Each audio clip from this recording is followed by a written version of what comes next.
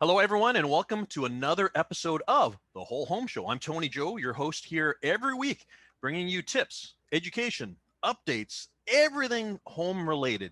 Whether you are in the real estate market or if you're looking for decorating or improvement ideas for your home, this is a great place to spend the hour here on CFAX 1070. Our show comes to you with the support of our show partners Denise Webster, mortgage broker with Dominion Lending Center's Modern Mortgage Group, JP Sellers, insurance advisor at Westland Insurance, and the Sitka Law Group for your real estate, wills and estates, corporate, and personal injury needs. If you need help or direction in your real estate transaction, give the Whole Home Show team members a call. They would love to hear from you. There is just so much knowledge within this group of people, not the least of which is me. I've been around for a long time, as our regular listeners will know. I've been selling real estate since 1991. That's almost 30 years. 30th anniversary is coming up just around the corner. I've handled hundreds of transactions. No two are the same. However, experience really does come in handy when it comes to the very complicated process of buying or selling real estate. I would love to help you as well too. So if you have a question that I can assist with, just reach out to myself or the rest of the Whole Home Show team members. Go to cfax1070.com, look under shows. There you'll find us, the Whole Home Show with me, Tony Joe. All the contact information is there, or reach out to me. Just Google Tony Joe Real Estate or Tony Joe Victoria. You got to put the real estate or Victoria in there, by the way, because otherwise a country music singer by the name of Tony Joe White gets all of the ranking on Google there. That's not me. That's not me. This week, we'll be talking about radon gas. What is it? How does it affect you? Why do you need to know about it? And why does the real estate industry talk about it on the property condition disclosure statement, which I'll talk about in just a moment here? Our guests are Dr. Noah Quastel and Dr. Anne-Marie Nicol, both of the BC Lung Association, who will be educating us on the topic. Radon. What is it? Let's find out. So make sure you stick around because I'm going to learn. This is going to be a learning experience for me. Every episode is a learning experience for me. But this one in particular, because I will tell you, I have limited to zero knowledge about this. And one of the reasons why I want to have these guests on the program is to learn more so that I can inform my clients and hopefully our realtors who listen to the program here as well will also be enriched with some great information. We always have a segment here about listener stories or questions. And if you have one, a question or a story that you'd like to tell us, real estate related, of course, call our number. It's 250-414-6540. That's 250-414-6540. Be sure to leave a message, tell us your story, leave your number too so I can get back to you. Or you can find us online, again, cfax1070.com, or reach out to me. And as a reminder, too, if you're a podcast listener in your car, in your home, wherever you listen to podcasts, all of our episodes are podcasted. You can find us on iTunes or Google Play. So just look us up and you can listen to our library of 4 years worth, about 180 episodes worth of great content. Not all of it is current market related. So we've got a lot of evergreen content, and that means things that are as relevant today as it was when they were recorded. It may even be something that is relevant to your life at this moment, and it can help you out. So be sure to subscribe to our podcast. Today, I want to touch on the property condition disclosure statement, particularly since today's guests will be talking about the radon aspects that are mentioned in the property condition disclosure statement. Now, what is the property condition disclosure statement? Well, to our listeners here, if you're in the process of buying or selling real estate, it is a form. Basically, it's a questionnaire. It's a form that the seller fills out, and it asks questions to the best of their knowledge. The key words here are to the best of the seller's knowledge. To the best of your knowledge, is there any asbestos products in the house? Has there been any water leakage, or are there any roof repairs that haven't been taken care of? Are there any rodent or insect infestation? Bats, by the way, bats are one that has just been recently added to the property condition disclosure statement. For stratas, there's other questions too, like for instance, are there any special assessments voted on or proposed? Have you paid any special assessments in the last 5 years? And if so, how much were they? It's a very, very detailed form that provides a lot of information to a potential buyer. Now, what are the requirements? Well, number one, in order to be listed on the MLS system at the Victoria Real Estate Board, actually any of the boards in British Columbia, the form needs to be signed, but it actually does not need to be completed. So every once in a while, we'll find a disclosure statement that has been crossed off and it has been signed. An example of that would be, for instance, in an estate sale, where the executor may not even be a family member, may never even have stepped foot in that property ever in their life. There's no way that they could make representations about the condition of the property. They're just simply the executor. And as a result, all they've done, which is required, is signing the form and not filling it out. So that's one thing. Every once in a while, we'll get somebody who says that it's an investment property. Maybe they've owned it for 10 years. Again, they've never stepped foot in it. They will cross it out too. Now, by the way, I have a little issue with that myself personally, because if you own the property, you've been responsible for the property. Whether you have a property management company or not, you will know if there was a leak in the toilet or a leak in the sink or any of these things. So, to me, that's a bit of a cop out. Whenever I have a client who's an investor, who's owned a unit they've never stepped foot in, I still get them to fill out the form. The answers are to the best of their knowledge. So one that comes up often is asbestos. To the best of your knowledge, does the house have any asbestos products? Well, the reality is asbestos was that miracle product that was used a lot, back in the 50s and 60s. Generally speaking, the consensus is anything built before 1990 has some degree of asbestos in it, whether it be in the ductwork taping, or sometimes there's baffling by the ducts, to stop heat transfer. Sometimes it's in the drywall. Sometimes it's in the linoleum. Sometimes it's in other products as well. And the thing is, if a seller has not had these things tested, they truly do not know. So sometimes do not know is the appropriate answer. Now, if it's been tested and it's been found to have asbestos, that's a whole different story altogether. Something that is important on the property disclosure statement is the disclosure of material latent defects. What is a material latent defect? Is a defect that renders the real estate either dangerous or potentially dangerous for occupants, and also potentially hazardous for health. But most important, it is a defect that cannot be discerned by a reasonable inspection. So a patent defect. So for instance, if there is a flood in the basement, there are signs an inspector can tell that there is, for instance, efflorescence on the walls or something, or signs of leakage, or for instance, an in-law suite that is not legal. That's not hidden and hard to find. All you got to do is go to a municipality and pull up the file and see if the suite is legal. A material latent defect is something that cannot be discerned by a reasonable inspection. And that is things, for instance, was it a grow op in the past? Those are big concerns, right?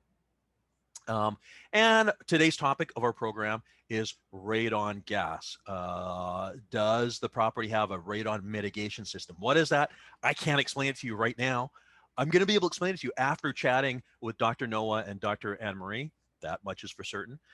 But the disclosure statement is generally always included as part of the contract of purchase and sale and the purchase of a property. So number one, it's important that a owner answers truthfully to the best of their knowledge. Number two, for the buyer, it does not replace a building inspection or your requirement to do your own due diligence. Buyer beware still is a law that applies here. So as much as the property disclosure statement is a framework from which to work with, you must still conduct your own due diligence. If you would like to see what a copy of the property condition disclosure statement is, either residential or strata, just let me know. I'd be happy to send you over a copy. It's a very interesting form. It's one that changes occasionally as the need requires, including radon gas. which is what we're going to be talking about after our break here. As always, though, if you've got something you'd like to talk about, let us know. 250-414-6540, or find me online, or go to cfax1070.com. We're going to take a quick little break here right now. When we come back, we'll be talking about radon. And what the heck is it? Back in just a moment. Thanks for coming back. You're listening to The Whole Home Show. When property owners are filling out the property condition disclosure statement during the listing of a property, there exists now a list of questions that asks about radon and whether or not the property has been tested for radon. Now, this has brought up a number of questions for property owners and realtors as well, too, because a lot of property owners have no idea what this radon thing is. And as a result, today, our guests are Noah Quastel and Anne-Marie Nicol, both from the Healthy Indoors Environment Program at the BC Lung Center, right? Thank you. Yeah, thank you very much for coming and joining us today to answer these questions that have been burning questions for me. And I'm considering today's episode as education for myself that we're going to share with all the listeners here on CFAX. So thank you both for joining us today. Thank you, Tony. So question number one, because Anne-Marie, you handle the science side of things here, but both of you can answer this. What is radon? Well, thanks, Tony. Radon, if you've never heard of it before, you're not alone.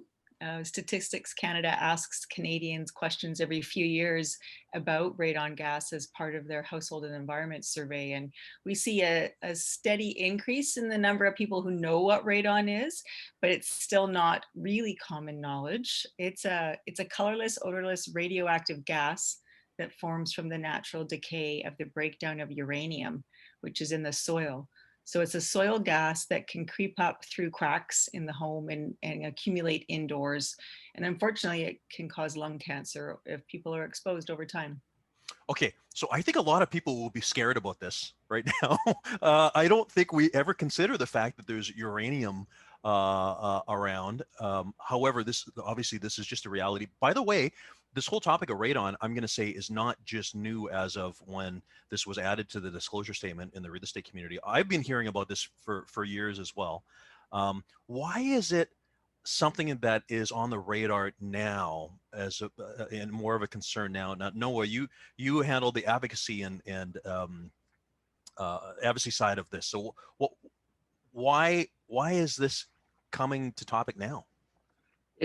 In a way, it's a long story. In the 1980s, household radon was really discovered as an issue in the United States, and it took a while to get to Canada as an issue. Canada's radon guideline of 200 becquerels per meter cubed was established in 2007 by Health Canada. And Health Canada has been working behind the scenes somewhat to promote radon for the last decade. And they've been able to make some significant changes. They've done household surveys. They've put together the Canadian National Radon Proficiency Program, which certifies radon testers and mitigators. But Health Canada can't really influence provincial policy, and it's taken a bit of time for provincial groups to fully understand the issue and start advocating. And we, 2 years ago, really started a program to push radon awareness at the provincial level at the British Columbia Lung Association. So we've been really trying to communicate the issue out to people, and we've seen great reception from the British Columbia Real Estate Association and the Real Estate Council of British Columbia. And so there's been some recent policy changes that we've helped to advocate for. In many ways, it makes sense because the real estate community is the front line. Like when people are thinking of buying or selling a home, questions like this are no doubt important. But okay, I want to go back to Anne-Marie and talk about radon, because you mentioned colorless, odorless. We all know, by the way, things like natural gas, also colorless, odorless, but they add smell to it to notify people, if there's a gas leak, right? Right. Now with radon, What are the health implications? You know, you mentioned lung cancer. Like, what happens?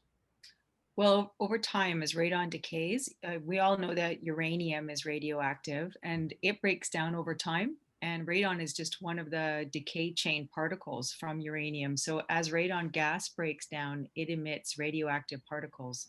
And when you breathe these in your lungs, it actually can begin the process of carcinogenicity, so the development of tumors on the inside of people's lungs.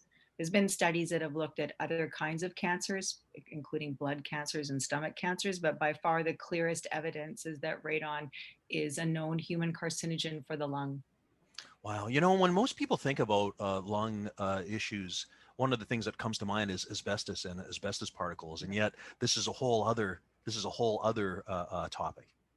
It's true. And it's interesting because asbestos is something that in Canada we've finally got around to addressing, but we're just getting on the bandwagon with radon. And the estimates that the government projects at the moment is over 3,000 Canadians will die from radon related lung cancer every year. So that's a Wow. lot. Okay. And are there geographically, now I've seen a map. There is a map out there that kind of shows instances. So one of the things too is the British Columbia Real Estate Association, the Real Estate Council of BC, encompasses the entire province. So I guess the question that I have is, what are the instances here on South Island? Like, is it something that is an area that needs to be of concern, or is it more common in other jurisdictions? I can tell you that so far the testing in the Capital Regional District, there hasn't been a lot of testing. And there's been much more in the eastern and northern part of the province where some of the maps suggest that there's more uranium in the soil. But so far, there's not been major testing programs in the Victoria region. The Canadian Cancer Society did a bit of work a few years ago, but a lot more could be done to better understand what the levels are in your area. Mm-hmm. Let's talk about the process. So if, again, this question is on the disclosure statement. Are you aware of radon? Is there a radon mitigation system in place? Noah, what should somebody do if this is an area of concern and they're thinking of looking further into this? So the first step is to check to see what you can about radon maps in your area, and that will give you some of an inclination of the likelihood of radon being a problem. But Health Canada really recommends that everybody test their homes. Now, a test is typically done in Canada with a 90-day alpha tracker, which is a small device. It's about the size of a hockey puck. In fact, they're called hockey pucks. Okay. And one gets a hold of one of these. The BC Lung Association sells them, but you can also find them online from various retailers. And they cost from depending on who's selling them, with $30 to $50. And in some cases, there's promotions or public campaigns like Take Action on Radon, which gives away testing devices. So then one takes this hockey puck and puts it in a lower part of your home where you regularly spend time. It's because the gas is heavy, right? And it typically goes to lower parts of the house or something. That's correct. Okay. That's correct. Okay. And one opens up the package, leaves it for 90 days, and then sends it for testing at a lab. And then you get a result, which is a number which tells you your average radon concentrations. There are devices that will tell you your radon readings in any moment. They take about an hour or two to start up and get a reading. Mm-hmm. Digital monitors, they're called. And those will tell you your radon readings at any point in time. But radon fluctuates in a home quite a lot from day to day and month to month. And so Health Canada really recommends the 90-day test to get an average reading over that period, and best in winter when one's home generally tends to be closed. So if you have windows open a lot, it will maybe not give you the same reading. Yeah, so because you have air movements and you're cycling air in the house. That's right. That's right. Once you know your radon level, if it's at 200 becquerels or over, it's really recommended to have a mitigator come and fix. And what mitigators do is they put in a piece of equipment, a pipe in the basement, in a process which is called sub-slab depressurization. And what happens there is that the pressure differential. So radon's really entering the home because there's a slight vacuum in your basement relative to the outside space. No, I actually, hold on. We're getting deep right now, which I want to do, but we need to take a commercial break right now. So Okay. hold that thought. We're going to come back with Noah Quastel and Anne-Marie Nicol to talk more about radon just after our break. Back in just a moment.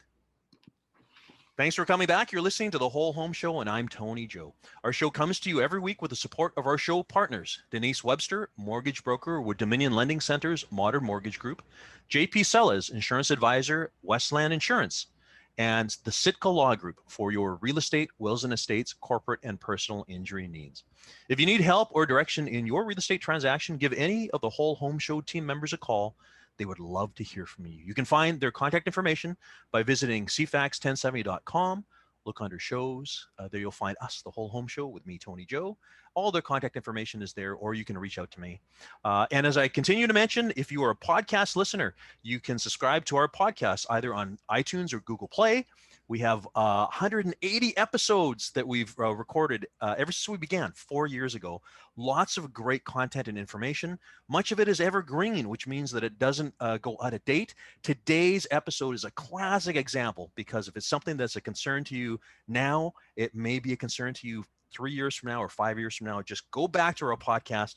You'll be able to learn everything you need to know about radon or other things. And speaking of radon, we're here today talking with members of the Healthy Indoors Environment program from the BC Lung Association, Noah Quastel and Anne-Marie Nicol. Anne-Marie Nicol, thank you very much for coming again to our program today. Now, before the break, Noah was getting deep into the process of mitigating the radon that one might find in the house. So let's just step back a little bit, Noah. So somebody has used the puck, sent it to the lab, has determined that there's some radon in the house. And let's start again by the work that can be done in the house. So a radon mitigation professional can visit your home and look at what's happening in the basement and look at the pressure differential between your basement and the outside. They use a device called a manometer. And what that's going to do is tell them how much suction is needed to make sure radon passes through the house and out without entering into the living space. Mm-hmm. And so what they'll put in is a system which is called subslab depressurization. They'll drill a hole in the foundation, a small hole, a couple of inches wide, put in I think it's a PVC pipe and a fan, and then find an exit point in the house, usually up through the roof, and sometimes it'll curve and go at the side of the building. And the purpose of that is to make sure that your basement doesn't suck any radon in through little cracks, and to make sure that any radon is driven through that pipe and out. And when they do this, radon levels will drop dramatically and almost instantly once this process is put in. So we've seen studies, and over 90% of radon subslab depressurization will take radon down below 100 becquerels. That's half of the guidelines. So it's a really safe and easy method. It can be done in 1 or 2 days. It is not very expensive compared to the risks of lung cancer. So when somebody is looking at this installation, like what can we as licensees kind of look out for? Like, is it evident? Can you see it when you're in a basement? Yeah, absolutely. You'll see a pipe, and usually like a little a fan attached to it, and typically they will be marked and indicated. They'll say that it relates to radon. There'll be labeling on it. Interesting. Okay. Yeah. So now what we're talking about here is moving it, because it's there. As Anne-Marie said, it's in the ground, comes up. So you're moving it from the basement outwards. But my next question here, Anne-Marie, from the science standpoint is, are you not just introducing it into the atmosphere? And what does that do for us? And how is that different from being in the house, for instance, and being exposed to it in the house? That's a really good question. I think, first of all, we need to talk about dose and response, because it depends on the level of radon that you have in your home. So Health Canada has marked 200, so 200 becquerels per meter. That's the unit that we use, meters cubed, to measure radon gas. And we have a recommended guideline of about 200 when you should start to consider making these changes that NOAA's recommended to your home. And once you vent it outside, if you're able to put a system in to vent it outside, it dilutes in outdoor air and it dissipates. So as soon as the radon is released, up it goes into the atmosphere and it continues to decay and break down over time and is relatively harmless. There are places in Saskatchewan, having said that, where the uranium concentration is so high that the outdoor air can be quite high, but it's not like that in British Columbia, thankfully. Oh my goodness. So I guess the reality is what we're talking about is it is there, it exists. It's not like there's a way to eliminate it altogether. You're not going to start a uranium mine under your house. No. Okay. Canada's a uranium-rich country. We've been mining uranium and exporting it and using it for different things for a very long time. It's more concentrated geographically in some parts of the country than others. So we're somewhat fortunate in BC in that we have less, but there's parts of the province that have much, much more. That's what Noah was talking about earlier, but it's a little bit everywhere, all across the country. So is this an example of the federal government just being proactive in something that has potential health issues by having the Healthy Indoors Environment program? Noah, do you want to answer that question? Yeah. So there's a legal division of powers in the Constitution, the Canadian Constitution, which has the federal government do some stuff and the provincial government do things. So we generally look to the provincial government to regulate things like real estate transactions or building codes or workplace health, occupational health and safety standards. The federal government, through Health Canada, can pool information and promote guidelines and discuss best practices and put out technical documents, but they can't reach into the provinces and change their legislation. And so me and Anne-Marie, were looking at ways to address this situation. We asked ourselves, how could British Columbia have a robust policy to address radon? And what we decided is to work with the BC Lung Association as a nonprofit, as a place where we could pool understanding and resources, but also think about law reform and think about ways of advocating with different agencies like real estate associations or real estate councils, but also municipalities and the provincial government to try and create a robust strategy for tackling this issue. And it's a complicated issue which spans many, many different areas of law and policy because it affects almost every building. And so we're working on developing strategies to help communities test, to look at radon in childcares, in workplaces, in schools, in residential tenancies for renters and landlords, in real estate transactions, and we're trying to go through and do as much of it as we can, but of course we're a small team, so we're moving slowly. And one of our first projects was with radon and real estate, and we're very happy with people's uptake, and we're hoping to do a lot more work in the next couple of years. Well, you just opened my eyes into something, because of course, I'm in the realm of real estate. So to me, this is what I think about. But oh yeah, when you think about schools and you think about tenants and you think about other places, I never considered that before. That's at Simon Fraser University. Some of the work we've been doing is looking at how to get school testing programs going, because we know some, and childcare in particular, because many childcare centers are in basements. Yes. And so radon is there, and even, or if you have a church facility, it's in the basement part of the building. So children do spend considerable amount of time often in care or in schools. So those are other places, other space buildings that need to be considered for radon, not just people's homes. Yeah, and the other thing too is, because you mentioned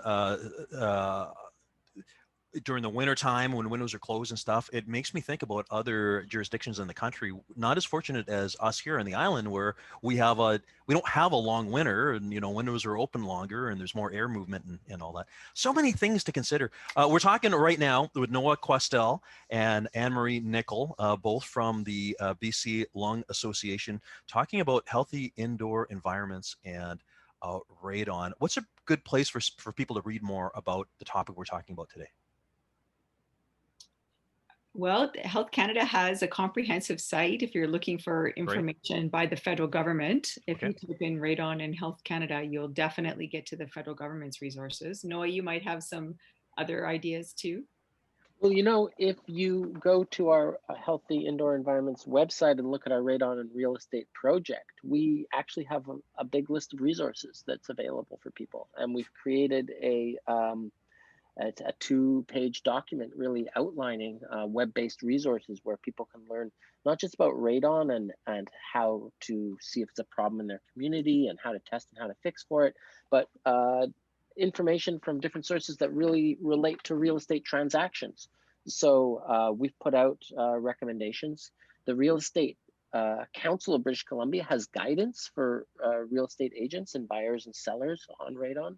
The Canadian Real Estate Association has a guide for radon. So actually, a lot of people have focused on education and put out quite a few resources, and it's something one can really learn a lot about. And so we've tried to compile that data.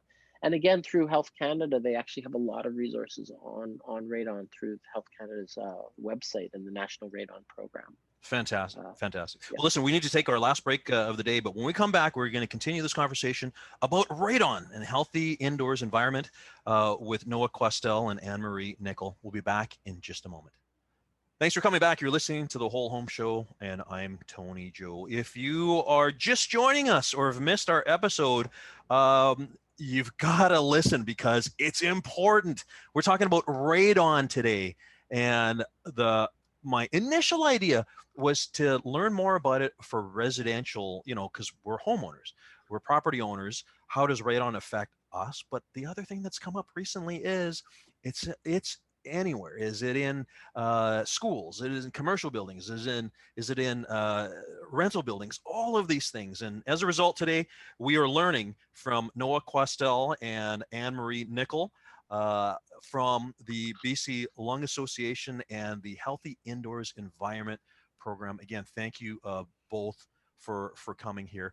Anne-Marie, tell us, obviously from what we've learned so far, radon can result in lung cancer. It's in the air.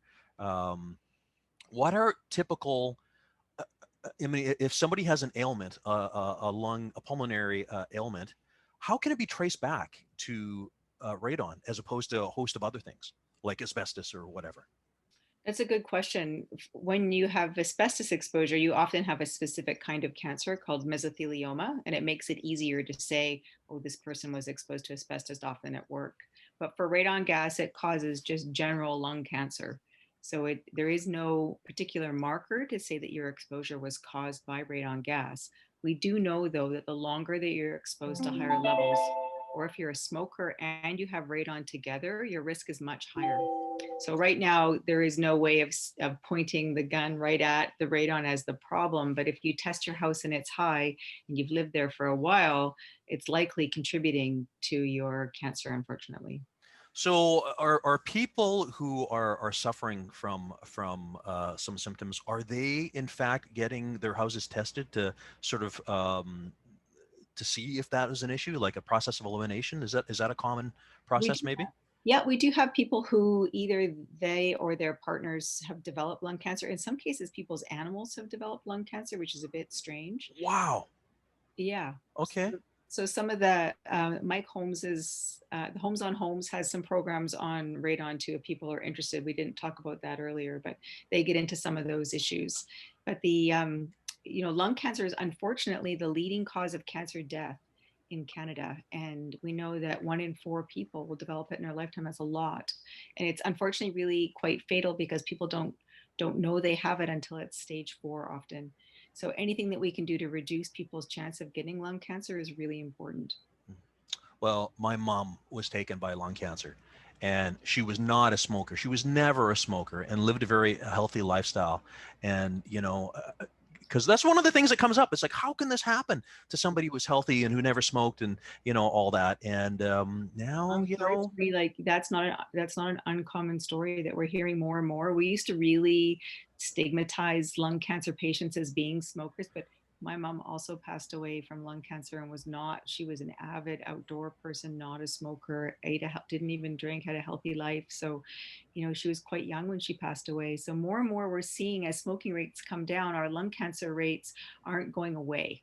So obviously there's Wow. something else that we're exposed to here. And this exposure clearly causes cancer. So that's why it's so important to have this conversation, because the more we know about radon gas in our homes, the sooner we can fix it and reduce the risk, at least from that problem. Okay. So the level of radon, and Health Canada has benchmarked at 200 becquerels per cubic meter. Meter cube, yep. Meter cube, yeah. Over time, could we expect to see more, or is it what it is? Like it's as it exists right now, or is it a condition that will get worse? I'm going to let Noah answer that question. Well, so one issue that we're seeing is in newer homes that are tighter, that are more energy efficient. What can happen if radon isn't particularly addressed is the radon levels will go up. So some studies out of Alberta have really seen that newer homes do have more radon. So some of our typical older homes, if you think of your sort of typical wood frame cottage built in the 1920s or 1930s, Drafty, right? Drafty, lots of ventilation. Yeah. And ventilation is not the best way of dealing with radon, but it can do it. So if you're in a really drafty house, you're not going to get as much radon. So if we don't take preventive measures and we keep on making more efficient houses, the radon situation could get worse. Now, luckily, there are provisions for radon in the building code since 2014 and improved in 2015. So we do have it in the building code in some areas that are known to have a radon problem. And one can find in the BC Building Code a list of municipalities. Most of them are east of the Coast Mountains, but we also see Whistler and Abbotsford and Hope in that list, and Sechelt. So if we take these measures and we have policies, we can evict radon. We can eliminate radon from our built environment in the next couple of decades if we put effort to it. And that's so one of the ways we want to really frame having a provincial radon strategy is we can deal with this problem. But if we don't, the radon situation is not going to go away and it could get worse. So because we're talking about the BC Building Code and of course building new houses, could we then maybe at some time in the future start seeing things that are built into new construction, like a new home that is like a radon mitigation that's already there? Yeah, if you are in a home, if you're looking at a house built after 2015, I believe is the date, you're going to see that sub-slab depressurization system. It's a partial system. Okay. What we call a rough-in. And that's actually a kind of warning we want to give people. If you get yourself a newer home and it has one of these systems, it doesn't necessarily have a fan. So you still have to test. And if the test could still come back high, and if it's high, you're going to have to alter that system. You're going to have to put a fan in and start running the fan to make sure it's working properly. Yeah. I don't know. Like, when do consumers learn about this? Like, I don't think I've heard. Like, this is completely new to me, and I sell a lot of homes, right? And I have never heard this, and I have never heard a client who's bought a new house say, "Oh, the builder said that this is this and this for that." This is a little bit shocking, actually. Well, the lower it might be your location too. Okay. Go ahead, Noah. Yeah, so I was going to say, the Southern Vancouver Island, Capital Regional District, the Lower Mainland, most of the Lower Mainland don't have those building code provisions don't apply there. They only apply to listed municipalities in known radon areas. Okay. But what's worrying to us is we don't have great community testing in a lot of locations. So we think that there's many towns in the province that need to be tested to see whether or not that building code should apply. Interesting. And in 2018, of course, Duncan was added, right? 2018, they added Duncan on Vancouver Island to one of the communities that needs to have these provisions built in. But we don't, as Noah was saying, we don't know enough about other places to be able to encourage those sorts of changes. Well, we've got a pretty good handle on the information that the Building Standards Branch has. Mhm. And we know the Building Standards Branch will add municipalities when they've got some good evidence of a radon problem in a particular location. But we also know we've got a pretty good handle on what community has been tested, and a lot there just hasn't been any tests, and there's no So public again, information. who is doing these tests? Is the municipalities that are responsible for doing the tests, or how? Who? Well, so right now we're in a regulatory vacuum in which everybody's responsible and nobody's responsible. So BC Lung has been selling test kits, and when we sell test kits, we collect data. So we have some data on different municipalities just because the people who buy the test kits from us agree to let us see the numbers from their community. So There's is there municipal pushback? Like why aren't municipalities doing this? I think the answer is they don't know. I don't know. And we're running programs to try and talk to municipalities to get them on board.